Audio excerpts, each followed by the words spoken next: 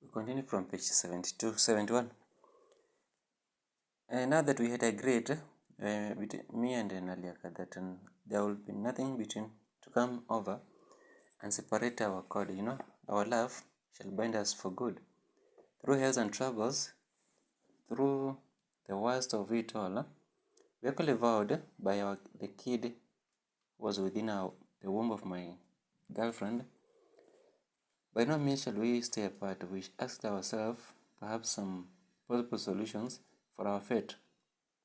We contemplated on possible pros and cons, and moving out of the village and find somewhere unknown would serve us better than sit around and watch our feeble bones crash to ashes. That will perhaps moving out will give us some temporal solution before we come back and declared ourselves a husband and wife in an official ceremony. But meanwhile, as long as we shall find some place and hide, that will be better for us. We made up our minds to move, for better for worse. We left our comfort zones and adventure to the unknown one. She also accepted like an ewe got on the heat, because the fire had rekindled and grown big to burn our behind buttocks. Troubles and pressure from our parents pushed her to the walls. Mzee Nyongeza would visit on me the day he would realize I was behind and responsible to have inflated the bulging stomach of her daughter. Like a basketball, the womb had grown. That caused panic and alarm to my heart. The anger that had developed in Mr. Nyongeza's bulge-cheeked made him look like one suffering from fit and danyi. At a disease that causes cheeks to swell. Given a chance, he would chop off my head. He was talented. The road to the east was clearly visible. The white missionary had been using that track as they came from the big center Bungoma. We also followed step by step, counting our footsteps. We did have any other means of transport, but if not our legs that carried our weight. The train with the smoking engine came twice a week, and the black people like us were not allowed to board, only the white skins, and perhaps only one black skin that entered was that of Khatete. You could see him majestically walking heavily loaded, entered the rear cabins of the train. He carried enough booklets for the white missionaries. He would be allowed in the rear cabin for the third class, while white sat in the front, well-furnished cabin with toilets inside. It was actually a self-contained mobile house. We motivated ourselves that our future days will be bright and bring forth some good fortunes. Life will be better someday. We kept moving, but also the behind hot fire kept us on toes. Forward became necessary ever and ever. Backward, never. That the path kept us going. It was a clear path, but before a thick forest of Bunambovi, that we find a covered thick forest of indigenous trees. Such a day-long walk took us through the dusty road towards the north.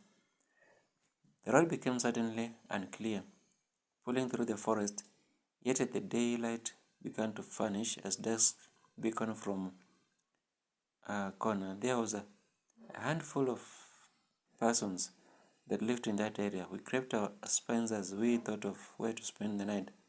Hurriedly we walked as we sought somewhere to shelter. Walked at a skelter. Sometimes we could run. More fear kept our hearts as the bush became more thicker. What if wild animals lived in that place? How about green snakes that will not smile on our human flesh to insert her tongue to our heels? We ought to be cautious and very careful indeed. Such a wild animals for human beings do not make fun. As much as my leg had hardened like a hoof, but as much as my heels had hardened over horse's hooves, ready to, such an snakes were ready to trample on any attempt that got scared them off. Once more, we stepped on human skeleton of a man never buried, but damned there not to rot. Such were days burial for the dead were never done. It was never that necessary to dig a grave and bury somebody. Human bodies were left to rot, or wild beasts and hyenas to find some nice meals. That bush began slowly to vanish, and the sky finally appeared. From the horizon, life began again. Few houses could be seen, and possibly there lived a human species inside. An elderly lady appeared as she emerged from the same bush. She carried a bunch of firewood. She was meandering towards the village where life was found. I greeted her. Oriana, that is my language. She replied. Bella.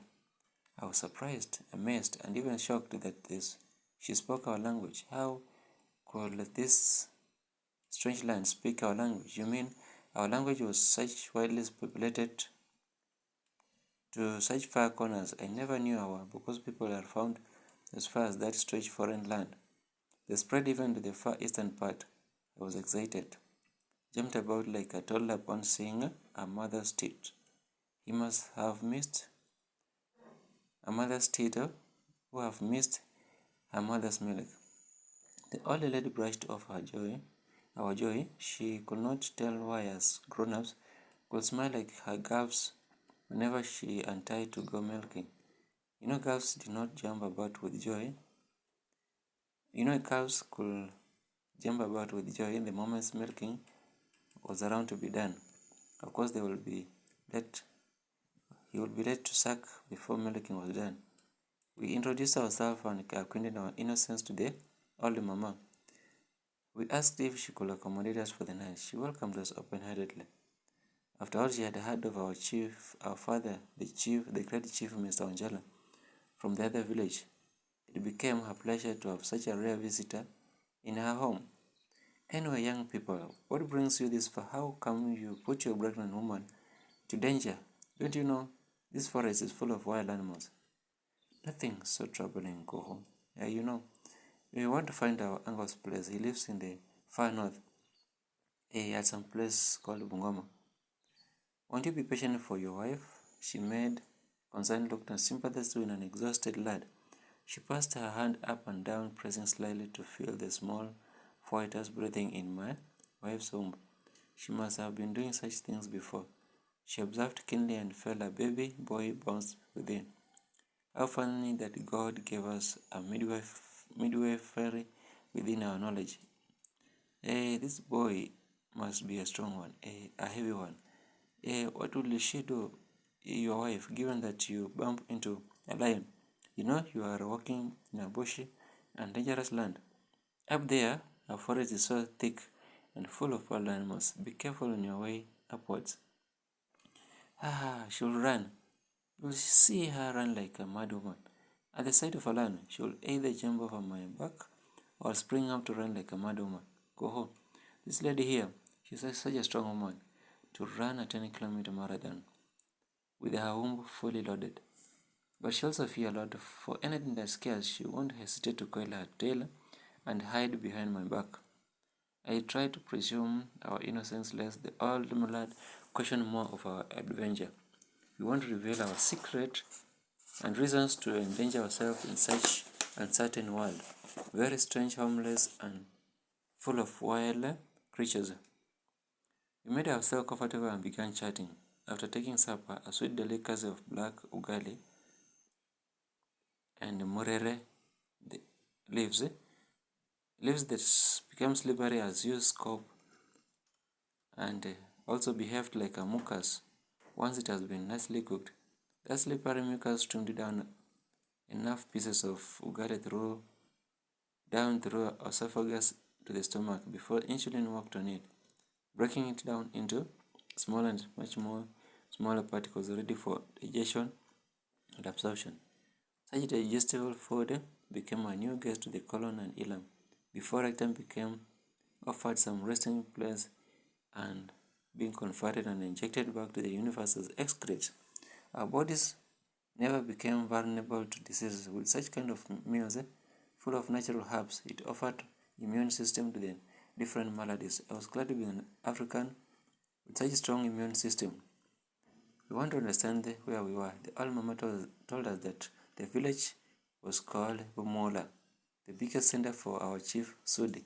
The path that led towards south went through Nasianda and finally we can land to Mumia land. Just few walking distance we get to Nabongo home ground. We were fixed in our mind to get to Bungoma, and so we ignored the southern adventure. We could not wake up very early and offset. We were tired and exhausted because of the previous long journey. Again, we found no place to shower and rest our bones. Rest was as good as medicine. The old mama prepared a breakfast for us to give us some energy for the next walk. Another long journey awaited us. She packed for us some mihogo, cassava, mabuoni, sweet potatoes, and a good amount of kamavere milk to quench our throat on the dirty road towards east.